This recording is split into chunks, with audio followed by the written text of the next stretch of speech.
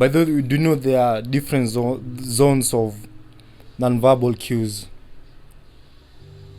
and they are declassified into different, rather they are fragmented into different portions so that they fall into different dichotomies. Now, there are different areas of the body that act to manifest these unspoken cues, the nonverbal cues. And funny enough, come to think of it, that what actually makes person great in how they communicate with others is not the message per se itself, in how they portray, in how they present the message. And this is what I tell people, that the other day we were at this expensive, it was a very expensive resort, and I had to step out of the picture so that I could understand the picture as a whole. And for an artist to be able to appreciate his own work, he has to step outside the picture. But if you zoom inside, you'll be able to focus on a very small area. Rather, yes, it is a subset of a representation of the whole being, but it is not the whole being, and it may lead you to a different misconception of the ultimate truth. And here's the thing with it is perfectly depicted into our culture, that,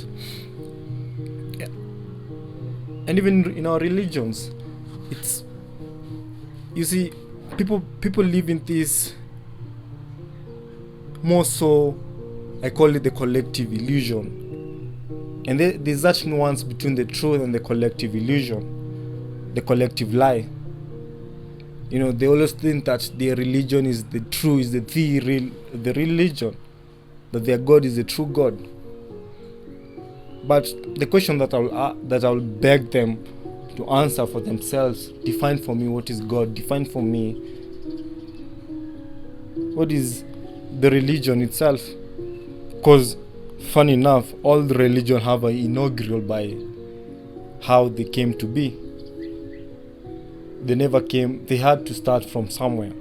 And if you start to question that, to try to understand the source of something, you'll now start to understand why such a religion is embedded with their core beliefs and their core structure to something.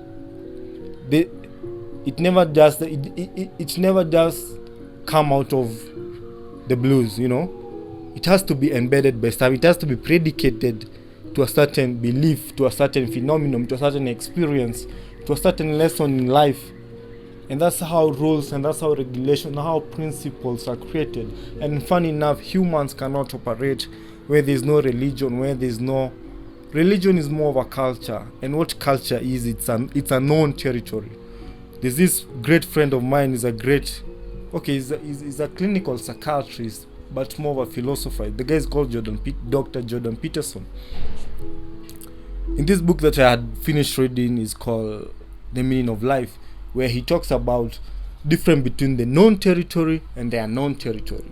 Now, the known territory is where we all operate from, where we all operate in that collective comfort. We are protected by the culture, we are protected by the society, we are protected by the religion, we are protected by the government.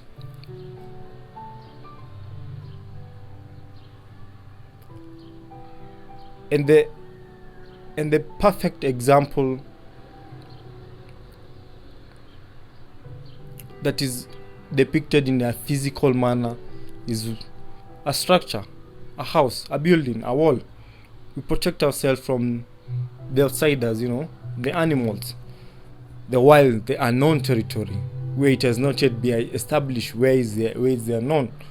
But funny enough, in all the methodology stories that are written in this world, the Bible is a methodology story. The Quran, the Buddha, as much as the Buddha was a real person, they're all myth. But you cannot, and this is where people don't understand, you cannot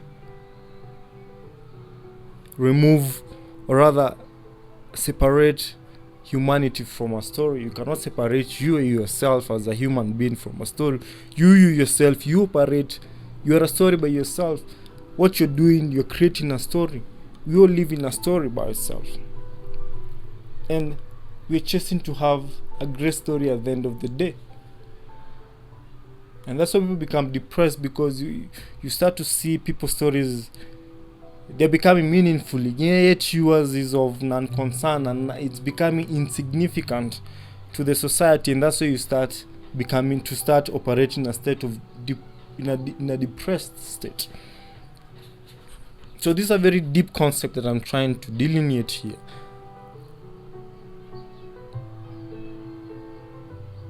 Right?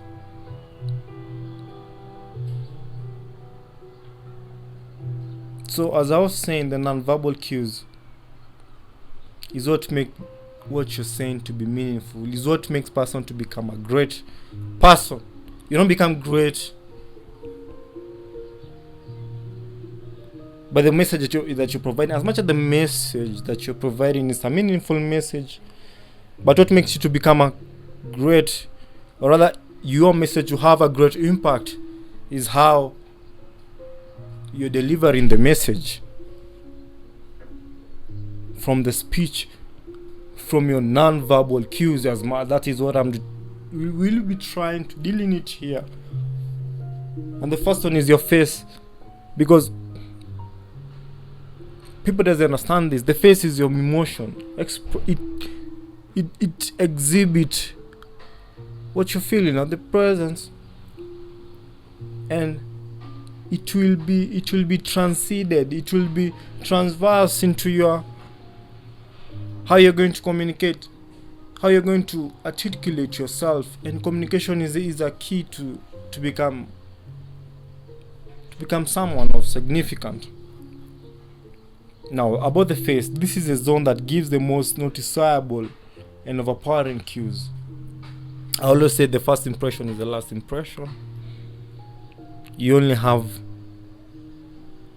the first time to impress someone. You can either use it to leverage your value, or to sabotage your reputation. Think about that,